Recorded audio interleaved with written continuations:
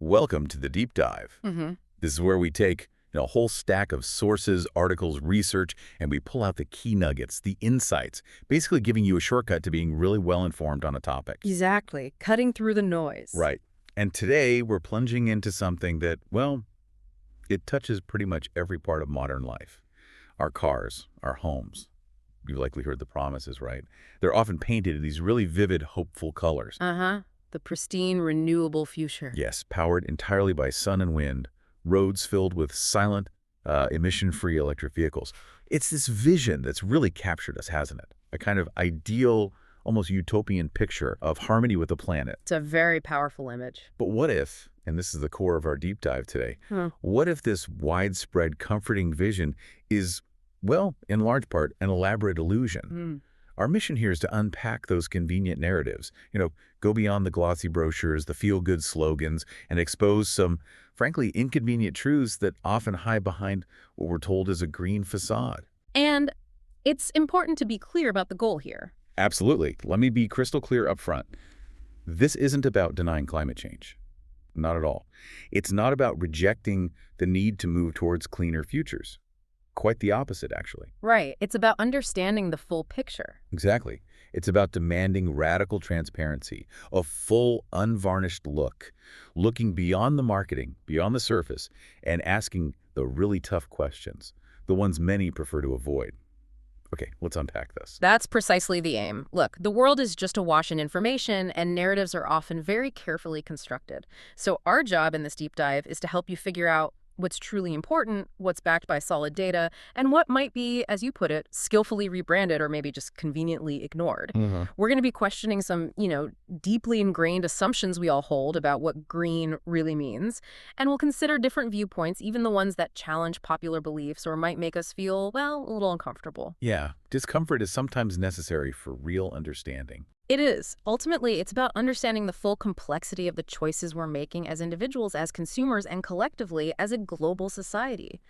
And recognizing that the solutions, they're rarely as simple as they're presented. Okay, so let's start by looking at what our source material calls, quite provocatively, the marketing machine.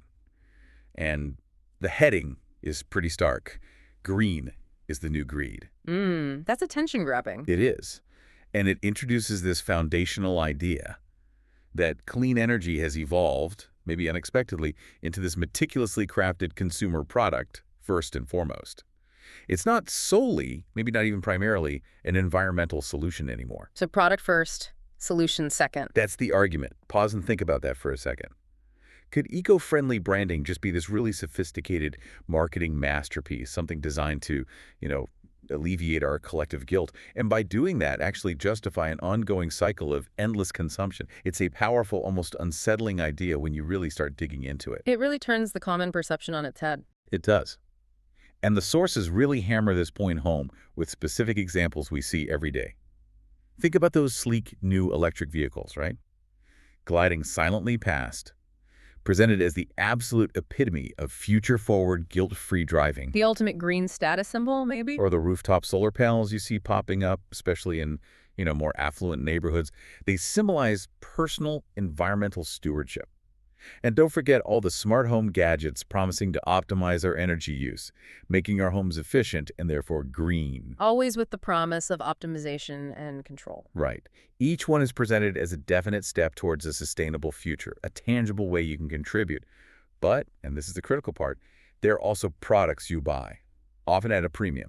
There's always a transaction. You're told, maybe implicitly, maybe explicitly, that you're saving the planet by buying a new car or upgrading your home's energy system or investing in the latest smart tech, which leads to this really fundamental, maybe uncomfortable question. Are we truly saving the planet by continuously buying new things, even if they're labeled green? Yeah. Or are we just feeding the exact same economic engine, the engine of perpetual production and consumption that, fundamentally got us into this environmental mess in the first place? That's the core dilemma, isn't it? It feels good, undeniably. Making those green purchases gives you a sense of contributing personally. But we have to ask, is this truly a systemic solution? Or is it just capitalism with a different flavor, artfully repackaged for the eco-conscious consumer, letting us keep our consumption habits, but with a clearer conscience? That distinction you're making is absolutely crucial. And what's truly fascinating here, I think, is how deeply ingrained that consumption model is. It's so embedded in our economic system that it just seamlessly integrates even our supposed solutions to overconsumption. Right. The solutions themselves become products. Exactly. And that guilt alleviation aspect you mentioned, that's incredibly potent in consumer psychology. When you buy something branded eco-friendly, an organic cotton shirt, an electric car, whatever, you get this feeling of virtue, like you've done your A part. little pat on the back. Precisely. And it allows you, perhaps unconsciously, to avoid the harder, maybe even more radical internal shifts that real sustainability might actually demand, like fundamentally changing your overall consumption habits or lifestyle, which is, let's be honest, much harder. Much harder than just buying something new. Absolutely. And this, in turn, fuels a whole new economic cycle. People call it the green economy, which, okay, it's ostensibly focused on sustainability, but it Yeah. still relies on the continuous production, marketing, and sale of goods. So the engine keeps running. The engine keeps running. Which really brings up an important question for all of us. Is this a fundamentally different kind of capitalism, one that has genuinely reformed its core drivers to prioritize the planet's health?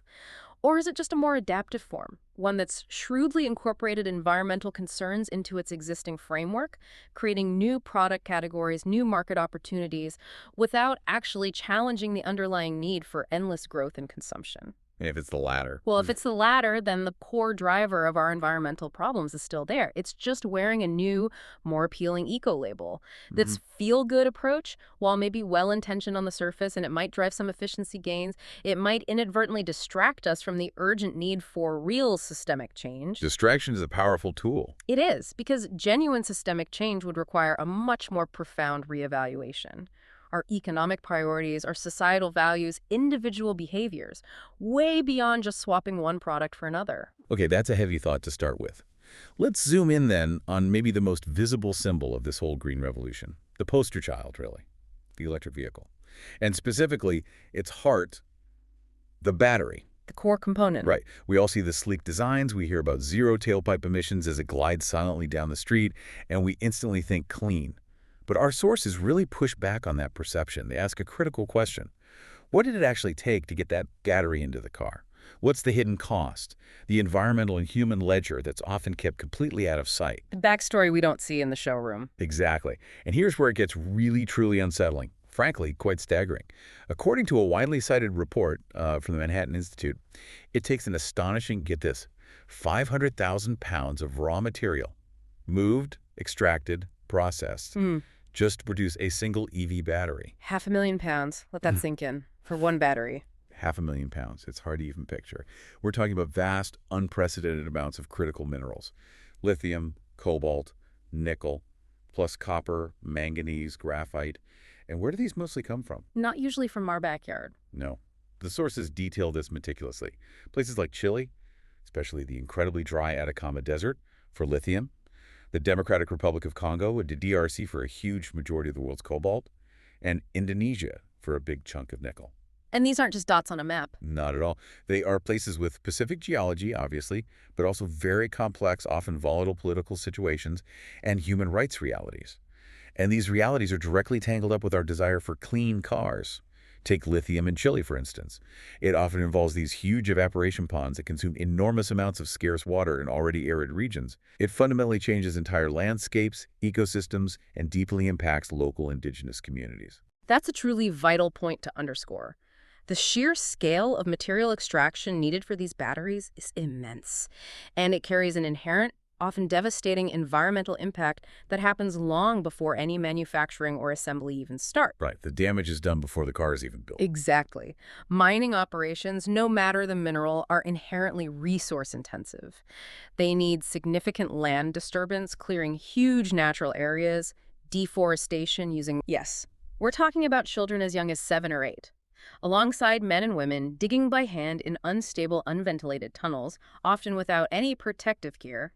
They're directly exposed to toxic dust, heavy metals, leading to rampant respiratory illnesses, skin conditions, even fatal tunnel collapses. That's horrifying. It is. And beyond that direct human toll, the environmental consequences are dire. Toxic sludge from mining pollutes local water sources, destroys farmland, and profoundly impacts the health and livelihoods of entire communities near these mines. So it's not just a few isolated incidents. Not at all. These are systemic issues, deeply embedded and tied directly to the global demand for these minerals that power our seemingly clean tech. It highlights a deeply uncomfortable truth. The immediate environmental and human cost of our perceived cleanliness in the developed world is very often borne by some of the world's most vulnerable populations, far, far away from our sight. Wow. That is a really heavy thought to carry. The idea that our clean solutions might be built on such difficult, even brutal realities somewhere else. And the environmental impacts, as you said, don't stop at extraction. Let's shift focus beyond just mining the materials. What about the EVs themselves once they're on the road? Right, the operational side. The sources highlight several key points here. For instance, EVs are often considerably heavier than traditional cars because of those big battery packs. Significant weight difference, yeah. And what does that extra weight mean practically? Faster tire wear. And as tires wear down, they release particulate matter, tiny bits of rubber, road dust, other compounds straight into the air. Ah, the non-exhaust emissions. Often overlooked. Exactly. So no tailpipe emissions, great. But you still have other forms of air pollution entering the atmosphere right there on our streets. And then there's perhaps the biggest challenge, that widely touted zero-emission label. The electricity source. Bingo. The source of the electricity used to charge these cars. For the vast majority of EVs on the planet today, that electricity comes from power grids, still heavily reliant on fossil fuels, especially coal. Which dominates in many parts of the world. The source specifically mentions China, which is the world's largest EV market. Yet the vast majority, over 60% of its electricity, still comes from coal-fired power plants. So what does this all really mean for the zero-emission promise? It complicates it significantly. Are we genuinely eliminating pollution from transport? Or are we just shifting it, moving it from the tailpipe in, say, London or LA, to the smokestack of a power plant maybe thousands of miles away, often in another country? It raises this fundamental, almost geographical question about the true global footprint. It absolutely does. What you're describing there is exactly what we often call pollution displacement, or sometimes emissions outsourcing. This displacement, okay. Yeah, the environmental burden isn't gone, it's just moved, either geographically to different places or temporally to different points in the life cycle, or even just changed into different forms of pollution. The idea that an EV has zero emissions is fundamentally true only if the electricity it uses comes from 100% renewable sources. Which is rare globally. Very rare at scale. And even more critically, it's only truly zero emission if the entire supply chain, from mining the raw materials, manufacturing the components, assembling the vehicle, also had genuinely zero emissions, which is an incredibly high bar. Almost impossible right now. It's a reality that simply isn't met in the vast majority of cases today, especially at the scale needed for a global transition. So this raises an important question for all of us, right, as informed citizens. When we evaluate a technology, are we looking at its true comprehensive global footprint, its cradle-to-grave impact, or just the part that's most visible and, frankly, most convenient for us, the point of use? The convenient part. Exactly. Decoupling global energy generation from fossil fuels is a monumental systemic challenge. It goes way beyond individual consumer choices. It touches every aspect of our industrial world, not just the car charging in your garage. Without a truly clean global grid, that zero-emission label for EVs, while it's aspirational, it becomes more of a marketing claim than a verifiable scientific reality. We're effectively exporting our environmental problems, often to places less equipped to handle them. Okay, so the same level of tough scrutiny, our sources argue, needs to be applied to the other big symbols of our renewable future.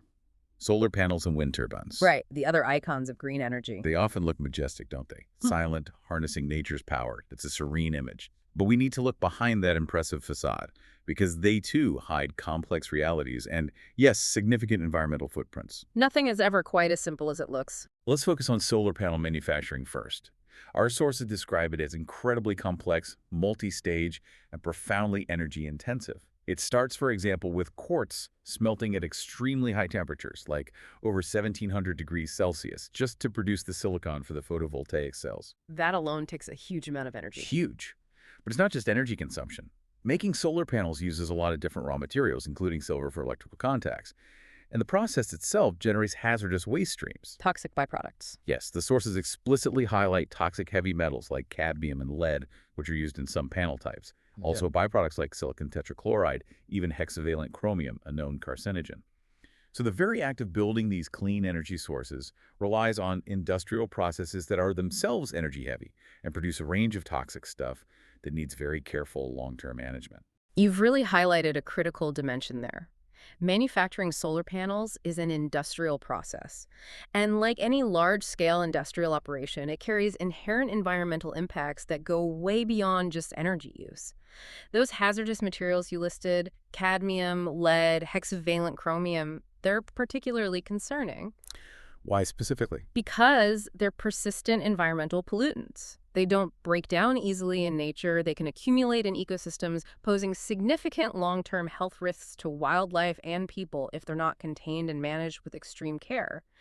The complexity isn't just in the energy input or getting the materials, but in handling these toxic outputs safely and ensuring their long-term containment or ideally responsible recycling. Which we'll get to later, the recycling part. Exactly. And as we scale up production dramatically to meet global energy demands, the challenges posed by these hazardous materials during manufacturing and then later during disposal, they just become more and more pronounced. It's a critical part of the life cycle that often gets glossed over in the more optimistic narrative. Okay, so that's solar manufacturing. What about wind turbines? These things are absolutely immense, towering hundreds of feet high, dwarfing everything around them. And their construction comes with its own set of environmental issues. Massive engineering projects. Totally. The source gives concrete details. A single utility-scale wind turbine, the big ones you see on wind farms, can require over 1,000 tons of concrete for its foundation. 1,000 metric tons for one turbine. On a turbine. Just think about the enormous carbon footprint just from producing that much concrete. Cement, the key ingredient, is notoriously carbon intensive. Its production accounts for something like 8% of global CO2 emissions. A huge chunk. So, while the turbine itself might not emit carbon when it's spinning, its very foundation comes with a substantial upfront carbon debt right at the start of its life. Embodied carbon before it even generates a single watt. Exactly. And beyond construction, these turbines have ongoing, significant maintenance needs over their 20-25-year lifespan. They need considerable amounts of lubricants, the source says, anywhere from 200 to 800 liters of oil per turbine. Wow, that's a lot of oil. And it needs changing every 1 to 2 years, depending on the model and conditions. Now, multiply that by tens of thousands, soon hundreds of thousands, of turbines globally. You're talking about a vast amount of industrial oil that needs managing, transporting, and disposing of safely. Another hidden resource flow. And then maybe one of the biggest, most visible challenges down the line, the blades themselves. These colossal structures, often longer than a jumbo jet wing, are usually made of fiberglass and resin, super durable composite materials. But critically, They're incredibly hard to recycle. notoriously difficult, if not practically impossible, to recycle with current methods. The source points out they overwhelmingly just end up in landfills, buried in these increasingly massive, almost sculptural piles. Landfill fodder. Pretty much. Yeah. And when we connect this to that bigger picture of embodied carbon, yeah, the impact of materials like concrete is huge. It's often conveniently left out of those simple clean energy calculations. Concrete production involves heating limestone in kilns, super high temperatures, releasing tons of CO2 just from the chemical reaction, plus all the energy for heating. So the building itself is carbon intensive. Highly. And similarly, the scale of lubricant use across what will soon be millions of turbines, that has its own environmental implications. Sourcing the oils, often petroleum-based, transporting them, then the complex, costly disposal of potentially contaminated waste oil. But the most striking, the most pressing long-term waste crisis, as you said, is those unrecyclable blades. These giant fiberglass things. They're not biodegradable. You can't melt them down easily. Their sheer volume and size mean they'll sit in landfills, taking up vast amounts of space for centuries. One source I saw even called them the new dinosaurs of our energy landscape, buried testaments to a design flaw maybe overlooked in the race to deploy them. The new dinosaurs. Yeah. Wow. It starkly illustrates this concept of new mountains of refuse we're creating, inadvertently, in the name of sustainability. We're effectively swapping one environmental problem for another, maybe even a bigger one, down the line. It's a complex, challenging trade-off that needs a full, honest accounting. That really brings us to a crucial point about the broad environmental impact. It goes way beyond just making them and disposing of them, which are already huge challenges. Yeah. We also have to look at their operational impacts when they're actually running. Day-to-day effects. Right. The sources highlight several key things. Wind farms, both onshore and offshore, can lead to significant habitat destruction and fragmentation during construction and operation. They disrupt ecosystems, displace wildlife. They also pose a measurable threat to bird and bat populations. Especially those huge turbines with massive blade tip speeds, they can cause significant mortality for certain species. Bird and bat collisions are a known issue, yeah. For onshore wind farms specifically, there's often considerable noise pollution. This low-frequency hum that can travel for miles, Yeah. impacting local communities, wildlife, sometimes leading to health issues and land use conflicts. And if you look offshore, New set of problems. totally. Disruption of marine life from underwater construction noise, electromagnetic fields from the cables, altering ocean ecosystems. It just introduces a whole new layer of concerns. It's vital for listeners, for all of us, to think holistically about these trade-offs. When we deploy large-scale energy projects, huge wind farms, sprawling solar arrays covering acres and acres, they inevitably need a big physical footprint. They take up space. They take up space. And that footprint inherently interacts with existing ecosystems and human communities. Yes, the goal is reducing carbon emissions, mitigating climate change, but the specific methods chosen can and do have localized direct environmental consequences. Biodiversity, habitats, human well-being, It's not impact-free. nothing is.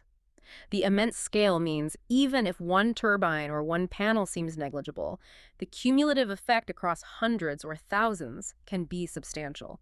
So what we're effectively doing is trading one type of environmental impact, the global diffuse problem of fossil fuel emissions, for another set of impacts, often localized, but still profound. Like what? Impacts related to intensive land use, massive resource extraction, manufacturing byproducts, creating unprecedented new waste streams. It's a complex equation. We need to consider all the variables, not just the headline benefit of zero operational emissions. Okay, this is a good point to transition to a concept that's absolutely vital for understanding the complete picture, what our sources call carbon from cradle to grave. The full life cycle. Exactly. When we talk about zero emissions, as we've discussed, we're usually only looking at one very specific phase when the tech is actually running. But what about the embodied carbon? The hidden carbon footprint. Right. So what exactly is embodied carbon? Simply put, it's the grand total of greenhouse gas emissions generated throughout the entire life cycle, not just when it's running, from the very beginning to the very end. Cradle to grave. And our sources meticulously break this down into specific, often overlooked phases where significant emissions happen. It starts right at the beginning, mining the raw materials. As we talked about with EV batteries, this is incredibly energy intensive. Massive diesel machinery, explosives, complex chemical processes to get the minerals out of the ground. Just think of the energy needed to dig up 500,000 pounds of stuff for one battery. Huge energy input right there. Then you move to production, manufacturing all the components. The vast amounts of steel for wind turbine towers, the concrete for those huge foundations, the aluminum for solar panel frames, all the specialized components for batteries, inverters. These industrial processes, smelting, refining, forging, assembly, they demand enormous amounts of energy, often still from fossil fuels, and they inherently generate significant emissions. Like making steel, for instance. Exactly. Producing a ton of steel from iron ore can release nearly 2 tons of CO2. And finally, transportation. Once these parts are made, they're often shipped globally. Massive, heavy components moved across continents by huge cargo ships, trains, heavy-duty trucks, each burning fuel, adding substantially to that overall carbon footprint. It's a truly global, complex supply chain. And each link adds to the total emissions before the clean product even gets switched on. That's absolutely correct. Each of those phases is a major energy sink, and therefore a major source of carbon emissions, producing primary steel and aluminum. High-temperature processes, inherently energy-intensive, even using recycled materials, which helps. The initial energy investment to create those metals from raw ore is immense, and that energy often comes from coal power. Still relying on fossil fuels to make clean tech. Often, yes. Concrete manufacturing, as you said, is a particularly large emitter.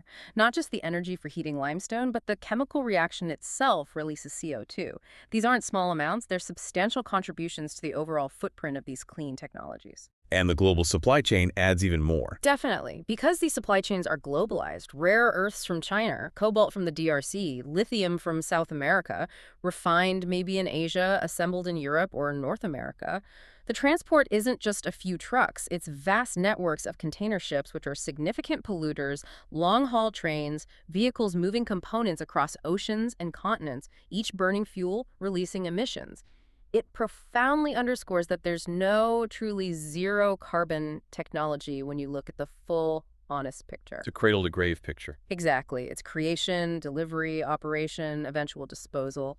It all adds up. And the life cycle emissions, the sources clearly state, don't stop after installation. That's another crucial point often left out. Emissions continue during ongoing maintenance. The upkeep. Yeah. Think about lubricants and turbines needing regular replacement parts needed over decades. The energy for technicians to travel to these facilities, often in really remote onshore or offshore locations, needing special vehicles or boats. All requires energy and resources. And then eventually comes decommissioning.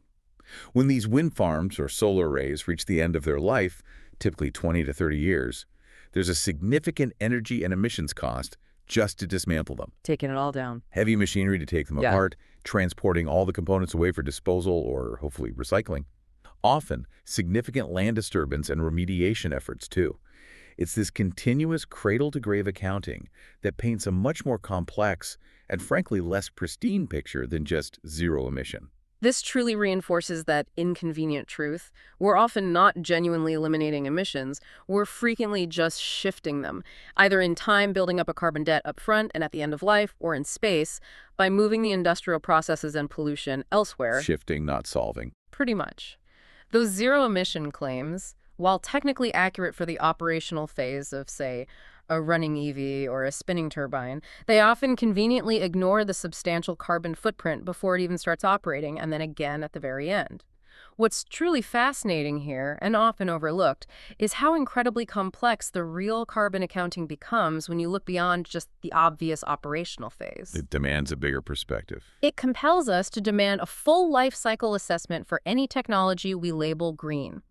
A comprehensive audit, sourcing, manufacturing, transport, installation, maintenance, disposal. This holistic view reveals that while these technologies offer crucial benefits in fighting climate change, they also inherently create new environmental problems and displace existing ones. They don't just make problems vanish. Right. It's about understanding that every human activity has an environmental cost.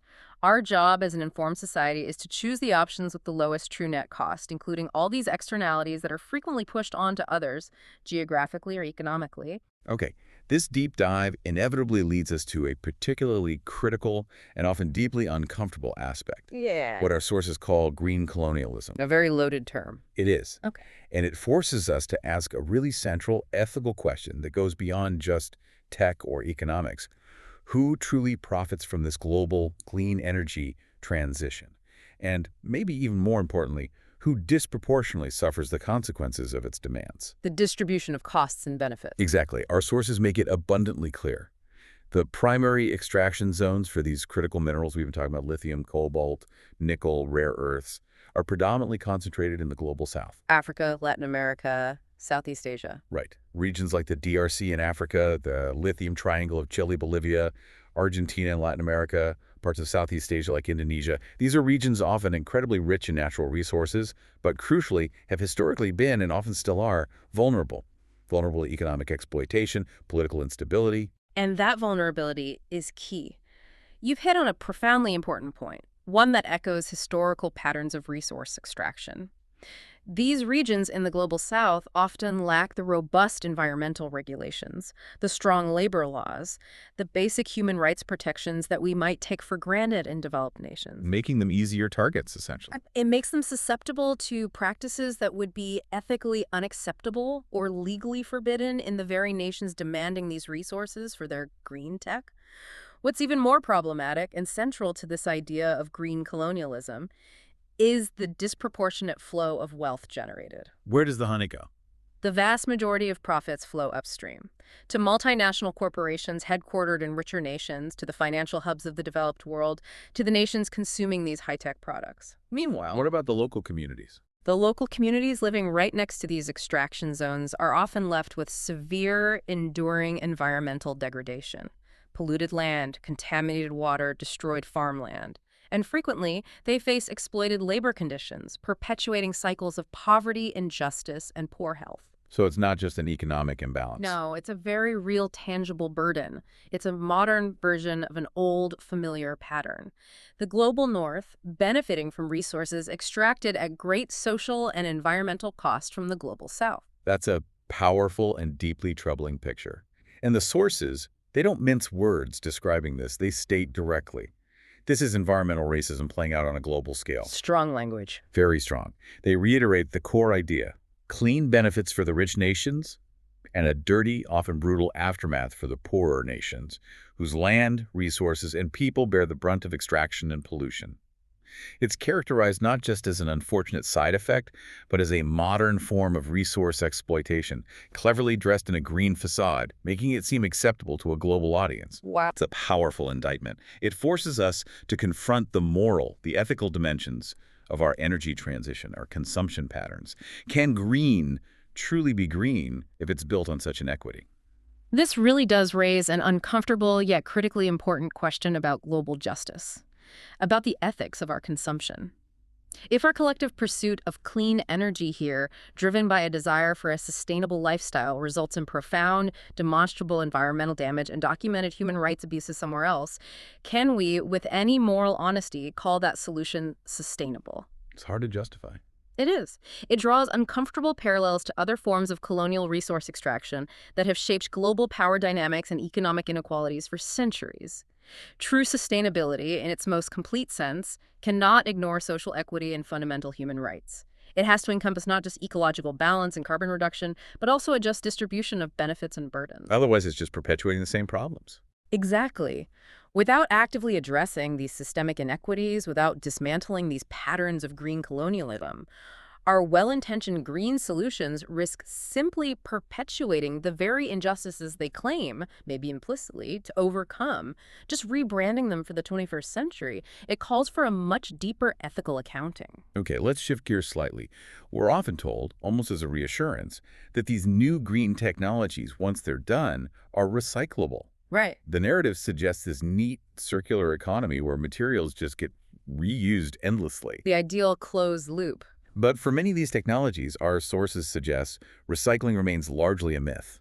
Or maybe, at best, an aspirational goal with totally inadequate infrastructure to handle the coming waves of waste. The reality doesn't match the promise yet. Let's take solar panels as a prime example. The reality, the sources point out, is that most solar panels entering the waste stream today are not recycled. Why not? Because it's incredibly complex, technically challenging, and economically expensive to separate the valuable stuff like the small bits of silver and copper from the less valuable parts like glass, aluminum frames, silicon cells, and especially those really durable polymers and laminates holding it all together. It's not easy to pull apart. Not at all. The processes are labor-intensive, often need significant energy themselves, so the return on investment just isn't there for many recyclers right now. And the consequence? Landfills. Piling up in landfills at an alarming rate. And once they're there, they pose this serious long-term threat of leaching toxic materials, cadmium, lead, maybe that hexavalent chromium we mentioned, into the ground, into groundwater, contaminating ecosystems for generations. We're essentially just pushing the pollution problem into the future. You've really hit the crux of it. The technical and economic barriers to recycling complex electronics like solar panels are significant. It's not like an aluminum can.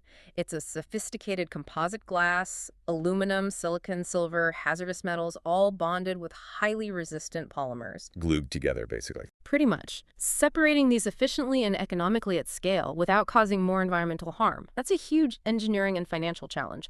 And when they end up in landfills, yes, those toxic materials are a severe long-term hazard. They persist for centuries, slowly breaking down, contaminating soil and water, creating a deferred environmental problem for future generations to deal with. Out of sight, out of mind, but the problem is just accumulating. And the same challenge exists, maybe to different degrees, with electric vehicle batteries. While there are definitely some Pioneering efforts, pilot programs, ongoing research. There's still very limited, commercially viable recycling infrastructure at the scale that will soon be needed. The scale is the key issue. And the sources raise a serious alarm here. The sheer volume of EV batteries coming online in the next decade. As millions more EVs hit the road and their first-gen batteries reach end of life, it's going to be immense. Current recycling capabilities, simply not equipped. They will undoubtedly be overwhelmed by this impending waste wave. Absolutely. That waste wave from EV batteries isn't some distant future problem. It's coming, and it's going to be massive. We're talking millions of batteries, each with complex, diverse chemistries, lithium-ion, fickle metal hydride, maybe newer solid-state ones, all needing specific, often energy-intensive, hazardous processes for safe recycling. So it's not a one-size-fits-all solution. Not at all. Building the necessary infrastructure, specialized facilities, complex logistics for safe transport, advanced handling procedures requires monumental investment and significant policy foresight that is, frankly, largely not yet in place globally. The challenge isn't just technical, it's also profoundly economic. Recovering certain materials from complex batteries can still be way more expensive than just mining new ones. Cheaper to mine new than recycle the old. Often, yes, which foreshadows a major waste management crisis and potentially a scramble for resources if we don't scale up recycling and circular economy capacity at an unprecedented pace. It's a critical bottleneck in this green transition. Okay, and let's quickly revisit those massive wind turbine blades.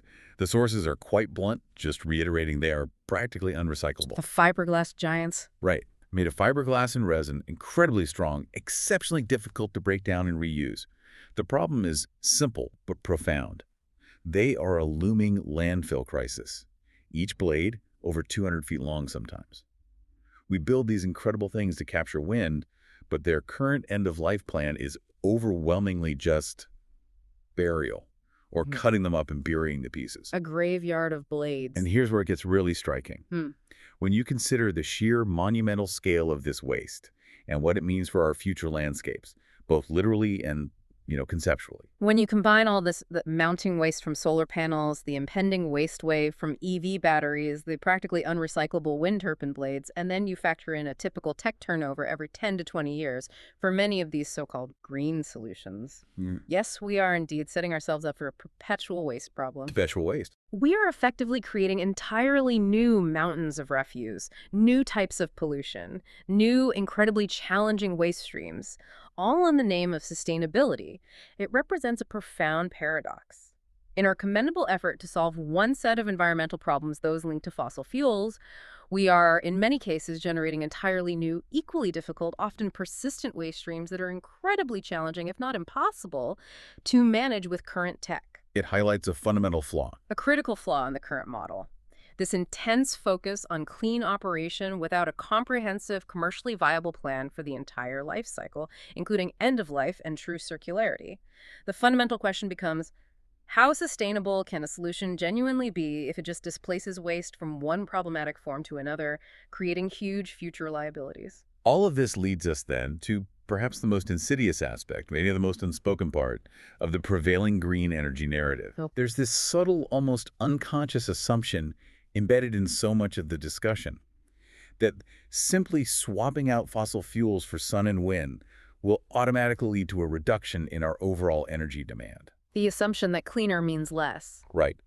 But our sources present a powerful, often counterintuitive argument that the availability of seemingly clean energy often, paradoxically, enables more of it. Ah, yes. This is a classic, very well-documented economic phenomenon. It's known as the rebound effect, sometimes called Jevons paradox. Rebound effect. Okay, explain that. In essence, when something becomes more efficient, or in this case, perceived as cleaner, and therefore guilt-free to consume, our consumption of it often tends to increase, sometimes even canceling out the efficiency gains entirely. So making it cleaner makes us use more. Often, yes.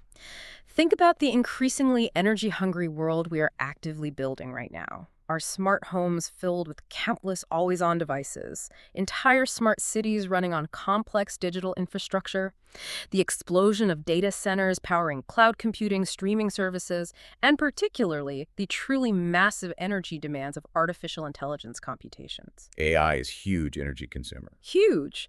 The sources even highlight cryptocurrency mining operations, which by themselves can rival the energy consumption of small countries. The availability of what's framed as clean energy is often, perhaps unconsciously, interpreted as a kind of license to consume even more, without the previous guilt tied to a carbon footprint. The guild factor again. It's a powerful psychological shift, enables the seemingly endless expansion of digital services, technological advancements, without forcing us to face the hard questions about our total energy footprint and whether constant growth is truly sustainable in the long run. So if we connect these dots for you, the listener, the availability of clean energy is often, maybe dangerously, framed as this license to consume even more without the guilt. It's almost like we're told we can finally have our cake and eat it too, as long as it's a green cake. A guilt-free indulgence. We believe we're doing our part, so we feel justified buying more, using more. But true sustainability, as our sources make abundantly clear, isn't just about buying new green products or swapping one energy source for another. It demands a much more profound shift. Precisely. The sources articulate a very different and far more challenging definition of true sustainability. They argue it is fundamentally about using less, not just using a different kind of energy, but actively reducing our overall demand. Using less, full stop. It's about living more simply, which implies a conscious reevaluation of our priorities, our desires. And most importantly, it's about fundamentally rethinking our consumption patterns, societally and individually. It is decidedly not about just swapping one energy source for another in an ever-expanding cycle of production and disposal, which is largely what we seem to be doing only now with a green label. Just changing the inputs, but keeping the cycle going. Exactly. If we connect this to the bigger picture, this is about nothing less than a paradigm shift, a fundamental redefinition of what progress and prosperity actually mean. It's not about relying on technological fixes to let us continue our existing high-consumption lifestyles. It's deeper than technology. It challenges the very notion of endless economic growth in a finite world. It suggests genuine, lasting sustainability demands redefining prosperity in a way that isn't inextricably tied to perpetual consumption and resource throughput. It's a far more challenging vision, yes, but ultimately may be more honest and necessary. So where does that leave us after this deep dive into the complex realities behind the green narrative? With a stark, perhaps uncomfortable realization, one articulated powerfully by our sources. We didn't solve the climate crisis, we repackaged it. A sobering conclusion. The widespread narrative of green energy, while incredibly appealing, often well-intentioned in its goal to tackle climate change, frequently obscures a darker, far more complex reality. As the source provocatively states, quote, "Green energy isn't clean, it's just differently dirty." Differently dirty. That sums it up starkly. Throughout this discussion, we've systematically unpacked how this transition often shifts the environmental burden. From one place to another, maybe from our backyard to a distant mining community, we've highlighted how it can, often unintentionally, create new forms of exploitation in the global south, leveraging existing vulnerabilities. And we've explored how, in many ways, it inadvertently perpetuates the very same consumption-driven economic engine that fundamentally created our most pressing environmental challenges in the first place, just with a new set of products. Our deep dive today really aimed to provide you, our listener, with that full, unfiltered truth. To encourage you to see beyond the surface narratives, beyond the often seductive marketing spin. In a world awash with information, so much of it curated to serve specific interests, the value of critical thinking just cannot be overstated. We need to question more. It's about cultivating that habit of asking the uncomfortable questions, looking for the hidden costs, the unintended consequences, demanding complete, radical transparency about the true costs and benefits of any solution, regardless of how appealing it seems on the surface or how convenient it makes us feel. And this isn't about despair, right? It's not meant to make people feel hopeless. Not at all. Instead, it's about empowering ourselves with that full truth. With knowledge that allows for more informed action, we need to demand radical transparency from corporations, from governments, about the full life cycle of these technologies, including the social, environmental, human costs that are so often externalized and hidden. Holding power accountable. And crucially, it's about calling on ourselves, as individuals, as a society, to critically reevaluate our own consumption habits. Recognizing that, as one source powerfully suggests, the single most sustainable action we can often take is simply to not buy something new in the first place. Consume less. To truly make a fundamental difference, we need to expose this greenwashing for what it is often, a sophisticated corporate strategy, designed to make us feel good, assuage our guilt, while the profits keep rolling in and the true environmental and social costs are conveniently swept under the rug out of our immediate view. And that leads to a final, deeply provocative thought for you to mull over long after this deep dive ends. Considering everything we've discussed, the hidden costs, the core problem of endless consumption, if true sustainability fundamentally requires societies to consume less, to actively reduce demand, to live more simply, how ready are we? How ready are individuals within those societies to genuinely redefine prosperity outside that traditional paradigm of continuous, endless growth and material consumption? A huge question. What would that truly look like in our daily lives? And what would it demand of us? That's definitely something to think about. If this deep dive challenged what you thought you knew about green energy, if it sparked a new perspective or maybe illuminated a hidden truth, then please share it. Share it with friends, family, colleagues. Let's start a critical, honest discussion that goes beyond the feel-good headlines. Keep the conversation going. What are your thoughts? Do you agree with these sources? Disagree? Your voice matters. And join us next time on The Deep Dive as we continue to explore the complex truths behind the narratives we're fed.